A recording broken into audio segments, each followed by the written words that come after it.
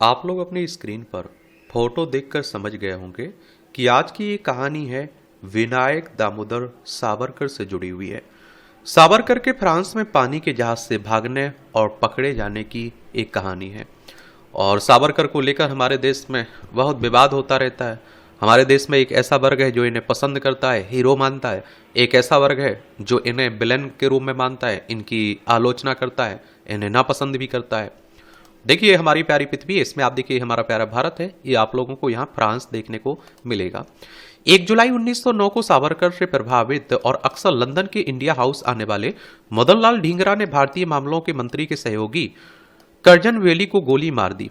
और ब्रिटिश सरकार वेली की हत्या में सावरकर की भूमिका को तो सिद्ध नहीं कर पाई, लेकिन उसे ये अंदाजा जरूर हो गया कि मदन लाल और सावरकर में गहरी दोस्ती है और सावरकर ने ही ढींगरा के बेगुनाह होने की याचिका तैयार की थी। जब मजिस्ट्रेट की अदालत में ढींगरा को उनका बयान नहीं पढ़ने दिया गया तो सावरकर ने ही उसे एक ब्रिटिश पत्रकार की मदद से लंदन के एक अखबार में प्रकाशित करवाया था। मदन लाल ढींगरा पर मुकदमा चला और 1.5 महीने के अंदर ही उन्हें 17 अगस्त 1909 को फांसी दे दी गई। लेकिन इस बीच नासिक में ब्रिटिश कलेक्टर आर्थर जैक्सन की हत्या में सावरकर का नाम आने की वजह से लंदन में उनकी मुश्किलें बढ़ गई थी और सावरकर को इस बात का अंदेशा था कि उन्हें जल्द ही गिरफ्तार कर लिया जाएगा, इसलिए वो लंदन से पेरिस चले गए। जब वो मार्च 1910 में लंदन वापस लौटे तो उन्हें विक्टोरिया स्टेशन से बाहर निकलते ही गिरफ्तार कर लिया गया था। नीलांजन मुखोपाध्याय अपनी किताब RSS icons of the Indian right में लिखते हैं कि शुरू में अंग्रेजों ने इस बात पर विचार किया कि क्या सावरकर पर लंदन में मुकदमा चलाया जाए या भारत में। मुद्दा ये था कि अपराध नासिक में किया गया था, जबकि सावरकर उस समय लंदन में रह रहे थे और उन पर ज्यादा से ज्यादा हत्या में मदद करने का मुकदमा चलाया जा सकता था। अगर उन पर अपराध सिद्ध भी हो जाता तो अधिक से अधिक उनको 2 या 3 साल की सजा होती। फिर उन्होंने सावरकर के भारत में दिए भाषणों को खंगाला और उसके आधार पर उन पर मुकदमा चलाया जा सके। आखिरकार ये तय हुआ कि उन पर इंग्लैंड में मुकदमा न चलाकर भारत में मुकदमा चलाया जाएगा। उन्हें फ्यूजिटिव ऑफेंडर्स एक्ट 1861 के तहत भारत भेजने का फैसला किया गया। पानी के जहाज से भारत भेजा गया उन्हें। तो 1 जुलाई 1910 को इंग्लैंड के ट्रिलवरी बंदरगाह से एसएस मोरिया जहाज रवाना हुए, जिसमें सावरकर के साथ 2 अंग्रेज अफसर सीजे पावर और आप देखिए स्कॉटलैंड यार्ड के एडवर्ड पार्कर के अलावा 2 भारतीय हैं, कांस्टेबल मोहम्मद सिद्दीक और अमर सिंह भी सवार थे। विक्रम संवत सावरकर की जीवनी सावरकर इकोज फ्रॉम में द फॉरगॉटेन पास्ट में लिखते हैं कि पावर और पार्कर को जिम्मेदारी दी गई कि उनमें से एक लगातार सावरकर को अपनी नजर में रखेगा और उनको 4 वर्ग का एक केबिन दिया गया था। रात को वो केबिन में अंदर से ताला लगा देते थे। पार्कर और सावरकर निचली बर्थ पर लेटते थे, जबकि पावर को सावरकर के ऊपर वाली बर्थ दी गई थी। सावरकर के सिर के ऊपर लगी बत्ती को रात भर जलाकर रखा जाता था। सावरकर को फ्रांस पहुंचने तक हथकड़ियां नहीं पहनाई गई थी और उनके पहनने के लिए शॉर्ट्स और एक स्वेटर दिया गया था। शौचालय का दरवाजा बंद करने की इजाजत नहीं। इन अफसरों को केबिन का अटेंडेंट सुबह 7 बजे जगा देता था। इसके बाद पावर और पार्कर तैयार होना शुरू करते थे और जब इनमें से किसी को नहाना होता था तो वो सावरकर को दूसरे के साथी के पास छोड़ कर जाते थे ताकि वो हमेशा उनकी नजरों के सामने रहे।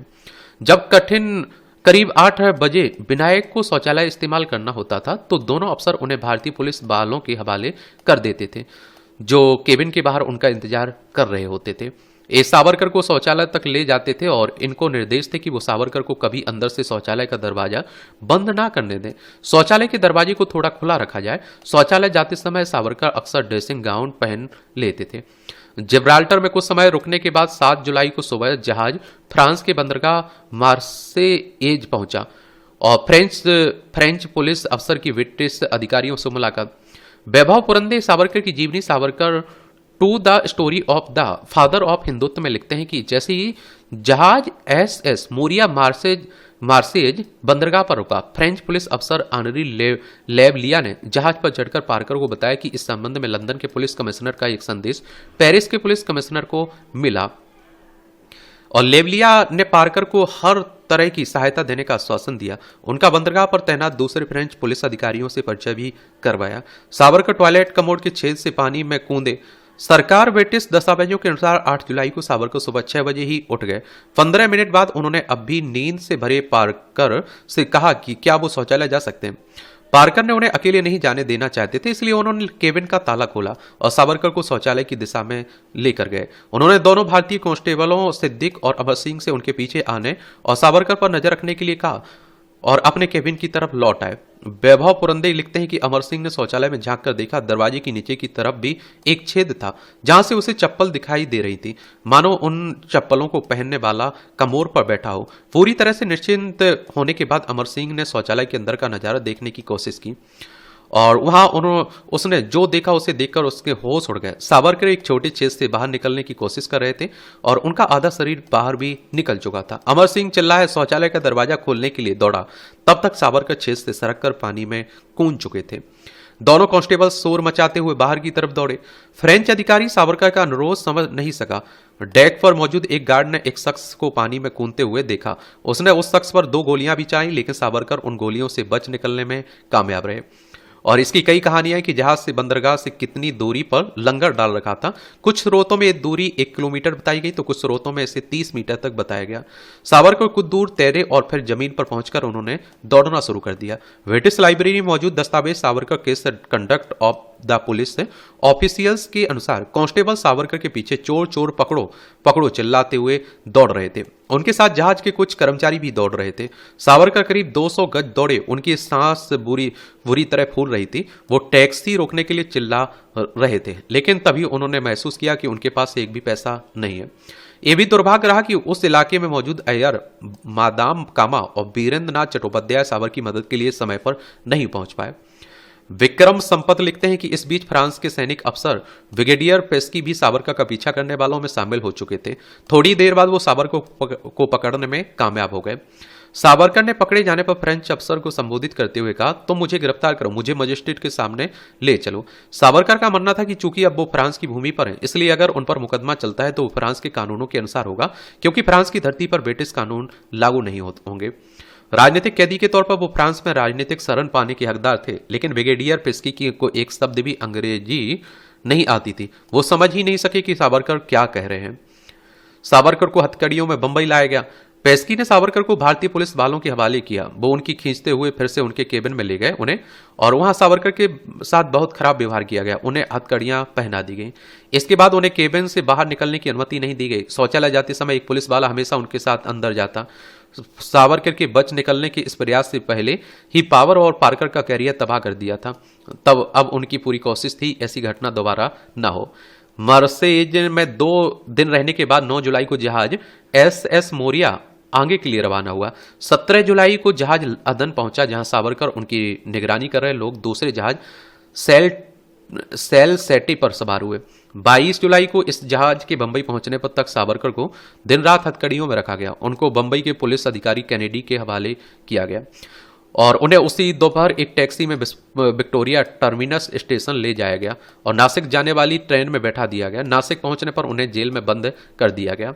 विभागीय जांच में इस घटना के लिए पावर को जिम्मेदार ठहराया गया। उनको पद घटा दिया गया। उनके वेतन में 100 रुपये प्रतिमाह की कटौती भी कर दी गई। सावरकर की गिरफ्तारी की चारों ओर आलोचना हुई। इस बीच फ्रांस की प्रेस ने ब्रिगेडियर पेस्की की कार्रवाई की राष्ट्रीय स्कैंडल कहकर आलोचना की। उनका कहना था कि जिस तरह एक राजनीतिक कैदी को ब्रिटेन के अधिकारियों को फ्रांस की धरती पर फिर से गिरफ्तार करने दिया गया, ये फ्रांस की प्रभुसत्ता का उल्लंघन है।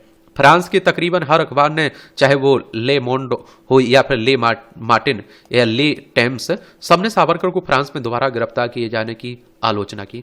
कुछ दिन बाद ब्रिटेन में फ्रांस के राजदूत पेरे कॉमबोन ने सावरकर की फ्रांस प्रत्यर्पण की मांग की, जहां से अंग्रेजों ने उन्हें फ्रांस की सरकार की अनुमति के बगैर गिरफ्तार किया था और इस मामले को हैग की अंतर्राष्ट्रीय अदालत में ले जाया गया। सावरकर को 25-25 साल की 2 सजाएं हुई थी और 23 दिसंबर को भड़काऊ भाषण देने से जुड़े मामले का फैसला सुनाया गया। उन्हें दोषी मानते हुए अंडमान में काला पानी भेजने की सजा सुनाई गई। इसका अर्थ था कि 25 साल की सजा। 1 महीने बाद 30 जनवरी 1911 को जैसन हत्याकांड का फैसला भी सुनाया गया। इस बार भी उन्हें काला पानी यानी कि 25 साल की सजा सुनाई गई। वैभव पुरंदे लिखते हैं कि क्या इसका अर्थ यह था कि 25 साल की दोनों सजाएं साथ साथ चलेंगी? नहीं, इसका अर्थ यह था कि सावरकर पहले 25 साल की सजा पूरी करेंगे और उसके बाद दूसरे 25 साल की, यानी कुल मिलाकर 50 साल की सजा। और इसी को लेकर आप देखते हैं बीजेपी, उनके जो इस तरह की विचारधारा वाले हैं, वो कहते हैं कि भैया 50 साल की सजा हुई थी विनायक दामोदर सावरकर को। इतने बड़े क्रांतिकारी किसी को हुई है? इतना बड़ा क्रांतिकारी कोई था ही नहीं। वहीं कांग्रेस वाले कहने लगते हैं कि भैया उसके बाद उन्होंने जो माफ़ी मांगी, जो अंग्रेजों की मदद की है, उसको लेकर हम बात कर रहे हैं। जेल में पत्नी से भावनात्मक मुलाकात। तो इस बीच है कि अदालत ने अपने फैसले में कहा कि वेटेन सावरकर को फ्रांस को वापस देने के लिए बाध्य नहीं है, और इस फैसले की पूरे यूरोप में व्यापक आलोचना हुई। सावरकर के लिए एक बात सुकून की बात यह थी कि उन्हें जेल की उसी कोठरी में रखा गया जिसमें एक समय बाल गंगाधर तिलक रहे थे। एक दिन सावरकर अपनी कोठरी में बैठे हुए थे, उनके पास संदेश आया कि उन्हें जेल के वार्डन के दफ्तर में बुलाया गया। जब वो वहां पहुंचे तो उन्होंने वहां अपनी पत्नी यमुना को बैठे पाया। पांच 5 साल पहले उनकी पत्नी ने उन्हें तब अलविदा कहा था जब वो इंग्लैंड कानून की पढ़ाई करने जा रहे थे। वैभव पुरंदे लिखते हैं कि उन्होंने सोचा था कि उनके पति ग्रे इन ग्राउंड में इंग्लैंड से वापस लौटेंगे, लेकिन वो उन्हें एक दंडित अपराधी के रूप में जेल के कपड़ों में देख रही थी, और जिससे उनकी संभवतः अब कभी मुलाकात नहीं हो पाएगी। तो सावरकर ने यह भी कहकर अपनी पत्नी को दिलासा देने की कोशिश की अगर ईश्वर ने चाहा तो वो फिर मिलेंगे, क्योंकि उन्होंने सुना है कि काला पानी के कैदियों को कुछ सालों बाद अपने परिवार को अंडमान लाने और वहां बसाने की इजाजत मिल जाती है। और बाद में सावरकर ने अपनी आत्मकथा में लिखी, मेरी पत्नी का जवाब था, मैं तुम्हारे बारे में ज्यादा चिंतित हूं, अगर तुम अपना ख्याल रखोगे तो मैं ठीक रहूंगी। जल्द ही जेल के वार्डन ने आकर कहा, हमारी मुलाकात का समय समाप्त हो गया। अपनी पत्नी से विदा लेने के बाद बेवेडियां पहनने के बावजूद आत्मविश्वास से भरी चाल चलने की कोशिश कर रहा था। मुझे पता था कि मेरी पत्नी मुझे देख रही है और मैं उसे ये आवाज नहीं देना चाहता कि मुझे बेड़ियों के बावजूद चलने में कोई दिक्कत हो रही है। तो इस तरह से आप देखेंगे ये कहानी है किसके, सावरकर से जुड़ी हुई, वीर सावरकर से, विनायक दामोदर सावरकर से। कई लोग कुछ भी कहते रहते हैं, तो समझ रहे हो। अब आपका कोई और किसी के बारे में जानकारी चाहिए हो तो बता सकते हैं आप लोग।